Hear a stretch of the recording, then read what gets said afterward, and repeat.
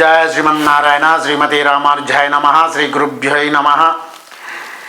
July 29 నాడు నాగుల పంచమి లేదా గరుడ పంచమి అని చెప్పని పిలుస్తాము.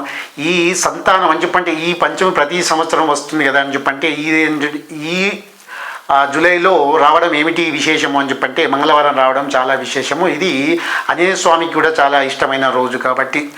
అలాగే మీకు ఏదైనా పీడ అని చెప్పంటే కాలసర్పం దోషమున్నా కుజ దోషమున్నా లేదా సంతానం కలగకపోవడము, తర్వాత సంతానము జన్మించిన కానీ వారు మీ మాట వినకపోవడం అనేది చాలా చూస్తుంటాము. చాలా తల్లిదండ్రులు బాధపడుతూ ఉంటారు. అయితే ఈ రోజు నాడు మీరు ఎక్కడైనా క్షేత్రాలు అని చెప్పంటే సుబ్రహ్మణ్యేశ్వర స్వామి క్షేత్రం కానివ్వండి, లేదంటే శివాలయముగా కానివ్వండి, అక్కడికి వెళ్ళండి. అక్కడ ఏదైతే ఉన్నాయో నాగుపాములు అని చెప్పంటే ఒక విగ్రహాలు ఉంటాయి అక్కడ. అంటే 2 తలలతోటి కానీ 3 తలలతోటి కానీ ఉన్న విగ్రహాలు, అంటే 3 ఉంటాయి, 4 ఉంటాయి, లేకపోతే 6 ఉంటాయి, లేకపోతే 8 తలలతోటి ఉంటాయి, లేకపోతే 2 ఉంటాయి. ఈ ఉన్న వాటి యొక్క విగ్రహాలకు వంటి ప్రతిష్ఠ చేసి ఉంటుంది. కాబట్టి మీరు అక్కడికి వెళ్ళి అంటే స్వామివారికి అని చెప్పంటే అనంత అని చెప్ప ఆయనకు శేషునికి ఏమిటి అని చెప్పంటే మీరు ఆ యొక్క అభిషేకం చేయాలి.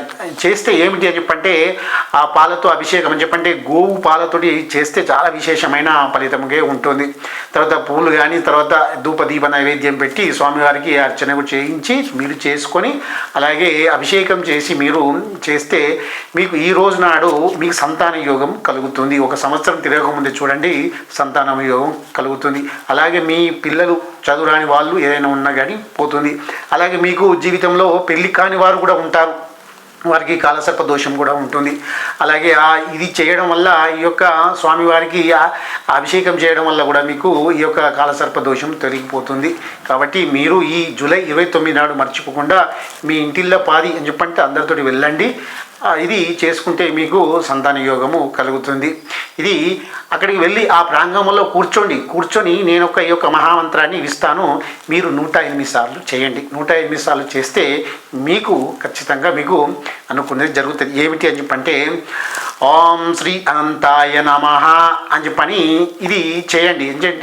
చేయడం వల్ల ఆయన మీకు ప్రీతి నొందుతాడు. ప్రీతి నొంది మీకు కాలసర్ప దోషం ఉన్నా ఏది ఉన్నా కానీ ఆయన తీసివేయడం అనేది జరుగుతుంది.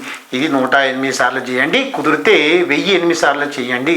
చేసి మీరు నియమనిష్టలతో ఉండండి. అని చెప్పంటే ఉదయాన్నే మీరు మంచి స్థల స్నానం చేసి మీరు ఆలయానికి వెళ్ళి ఈ యొక్క కార్యక్రమం చేసుకున్నట్టయితే మీకు సంతానం కలుగుతుంది. సంతానం వల్ల బాధపడేవారు కూడా మీ పిల్లలు మంచి మందబుద్ధి తొలగి మీకు చాలా చక్కటి చదువులు కానీ అది కానీ వచ్చి చదివే అవకాశం ఎక్కువ ఉంటుంది. శ్రీమాత్రే నమః. స్వస్తి.